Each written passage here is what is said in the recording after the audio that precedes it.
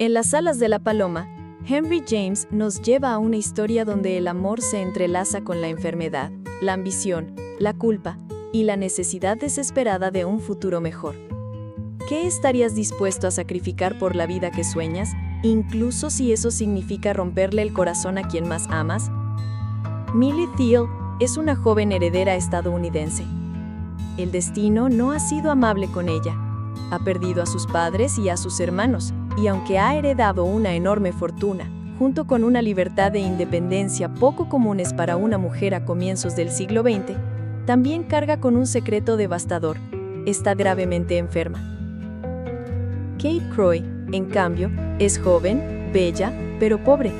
Su madre ha muerto, su padre es un hombre egoísta, manipulador y ruin, y su hermana, Mariam, viuda y madre de 4 hijos, ve en Kate la única esperanza para salir de la pobreza. En este juego de intereses, tanto su padre como su hermana están dispuestos a sacrificar a Kate para mejorar su situación económica.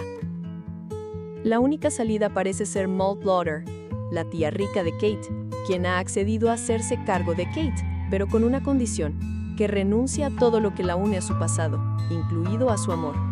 Porque Kate está enamorado de Merton Densher, un joven periodista sin fortuna, tranquilo, abstraído, despreocupado y completamente inaceptable para la estricta tía Maud en términos de pareja. Él es, en muchos sentidos, todo lo contrario a Kate. No tenía nada salvo su amor.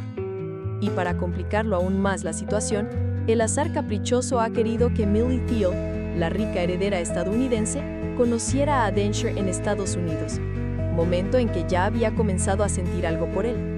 Así que queda atrapada entre dos fuerzas: su amor por Merton y su deseo de escapar de la miseria. El problema es que al conocer la opulencia en la que vive tía Maud, paulatinamente se da cuenta que ama lo material. Millie y Kate se conocen en Londres, y su amistad no tarda en prosperar. Entretanto aparece un nuevo personaje, Lord Mark, un aristócrata inglés que tía Maud pretende casar con Kate, pero que en cambio pone sus ojos sobre Millie. Susan, la amiga y acompañante de Millie, comienza a sospechar que hay algo entre Kate y Densher, especialmente luego de que ambos ocultan estar juntos. Y Millie, al recordar su separación con Densher en Estados Unidos, siente la inquietante sensación de haberse sentido como la otra en aquella ocasión. Pero pronto la enfermedad que Millie sentía al principio comienza a agravarse, entonces comienza a sospechar de que se trata de algo grave. Cuando Densher regresa de su viaje, Millie se da cuenta de que está enamorado de él, pero también advierte que él ama profundamente a Kate. Lo que la consuela es que Kate no parece demostrar ningún interés por él. Densher, por su parte, siempre tiene la impresión de que Kate se sacrifica por él al amarlo, ya que ella, al tener mejores oportunidades, arriesga todo por su amor. Esa inseguridad constante le carcome. ¿Qué puede ofrecerle él? Es una señal inequívoca del determinismo económico de la aristocracia inglesa, en el que el individuo no vale si no puede ofrecer algo a cambio. El punto de quiebre ocurre cuando Millie ni siquiera es capaz de presentarse a una cena pactada con antelación. Es su enfermedad la que no le ha permitido asistir. Kate y Densher conversan sobre ello durante esa velada, y Densher inocentemente no entiende por qué Kate parece tan interesada en que él se acerque a Millie, insinuándole que le dé una oportunidad amorosa, que incluso tía Maud parece aprobar. Pero Kate ha empezado a idear un plan. Millie está muriendo. ¿Y si Merton se deja querer? ¿Y si ella, Kate, se aleja un tiempo, lo suficiente para que Merton se gane el corazón y la herencia de Millie? Es un plan frío, despiadado, pero sobre todo silencioso. Kate y Merton actúan como si no hubiera nada entre ellos, e incluso tía Maud, controladora y calculadora, da su bendición a la posible relación entre Merton y Millie. Densher, aunque acepta con dudas, queda atrapado entre su amor por Kate y su deseo de no perderla. Pero Millie no es ingenua. Al llegar a Venecia ya es consciente de que se está muriendo. Lo que no sabe es que está siendo usada. Y lo cierto es que Merton tampoco lo sabe del todo. El amor ciego que siente por Kate lo ha llevado a seguir sus directrices sin cuestionarlas. Sabe que Millie está enferma, pero no imagina que se trata de una enfermedad terminal. Pero Millie sí lo sabe, y ama a Merton con una dulzura trágica. Él también comienza a sentir algo real, pero para cuando Merton se da cuenta de que también la ama, comprende con horror que ha sido un instrumento para quedarse con la fortuna de Millie. El amor se vuelve una herida, Cuanto más crece, más duele. Porque ya no es puro, ni limpio, está contaminado. Es un amor que fue concebido como un engaño. Mientras tanto, Millie le propone matrimonio a Lord Mark, pero ella lo rechaza. Millie de algún modo se ha enterado de que Lord Mark está en quiebra, e intuye que la propuesta de matrimonio es para quedarse con su fortuna. Pero de pronto todo se le revela a Denshire. Él buscó las palabras durante un minuto, y las únicas apropiadas aparecieron definitiva, terriblemente ante él.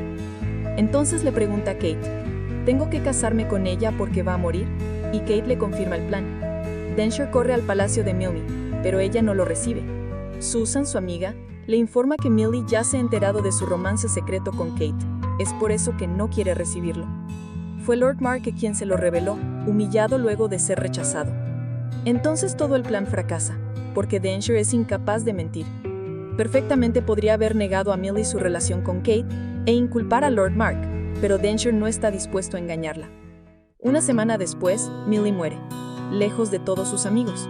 Kate, harta de las imposiciones de tía Maud, se va a pasar la Navidad con su padre.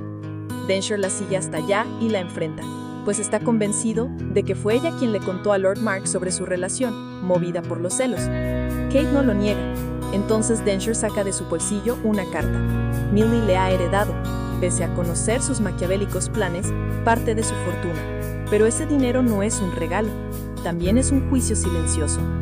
Es la prueba de que ella lo supo todo, y aún así, eligió perdonar. Pero a Denshire ese dinero le pesa como plomo. ¿Cómo construir un futuro sobre esa tumba? Merton es un enjambre de dudas, no quiere el dinero, y Kate en el fondo sabe que lo perdió en el momento en que empujó el amor al abismo. El precio fue demasiado alto, porque hay cosas que el dinero no puede comprar, como la inocencia, como la paz, como un amor sin culpa.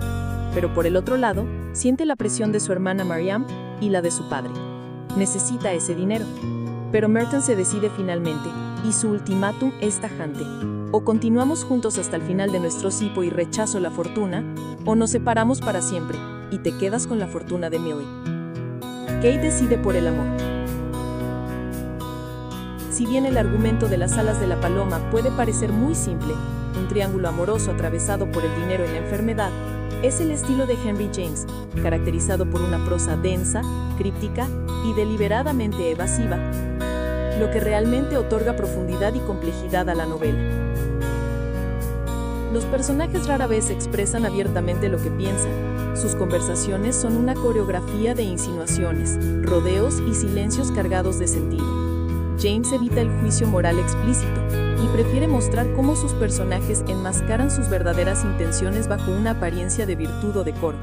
La novela se convierte así en una reflexión sobre cómo incluso los sentimientos más íntimos están mediados por el cálculo social y económico, y cómo el lenguaje, más que servir para comunicar, opera como un velo, como un mecanismo de ocultamiento.